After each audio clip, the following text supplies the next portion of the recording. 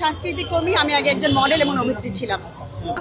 একটা পার্ট হয়েছে রেগুলেশনের এবং ওইখান থেকে আমার জনগণের জন্য, মানুষের জন্য, বাংলাদেশের জন্য কাজ করার জন্য একটা ভালোবাসা জন্মিয়েছে। আমি ওখান থেকেই বেসিক্যালি রাজনীতিতে কাজ করতে এসেছি। তো অনেকগুলো পার্টি লিস্ট আছে, তার মধ্যে অন্যতম আমি আমার সাংস্কৃতিক কর্মী যেহেতু ছিলাম, আমি চাই আমার এই জায়গাটা থেকে এনশোর করতে যেত আমার সাংস্কৃতিক কর্মীরা, আমার বন্ধুরা, আমার ভাই বোনেরা সম্মানের সাথে এই জায়গাটায় আমাকে দেখেও যাতে আরও অনুসারী হয়। I want to set example যে কমফোর্ট জোন থেকে বেরোও আসা যায়, এখানে আপনারা আসতে পারেন।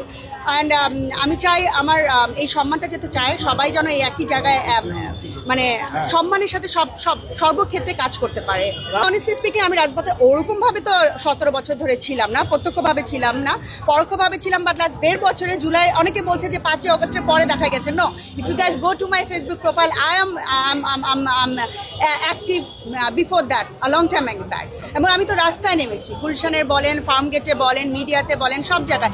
ইভেন যেটা আলো আসবে হোয়াটসঅ্যাপ গ্রুপ ছিল, সেখানে তো আমার নাম, ছবি, রোকা পাচ্ছে, এরা সবাই দিয়েছে, বিএনপি নেতার ওয়াইফ হিসেবে দিয়েছে। যদি আজকে গণঅভ্যুত্থানটা না হতো, হাসিনা সরকার যদি থেকে যেত, তাহলে তো আজকে আমি ডেফিনেটলি আয়না ঘরে থাকতাম। তখন কারা যে আমাকে নিয়ে আসতো? তারা তো সবাই তাদের কমফোর্ট জোনে ফিরে যেত।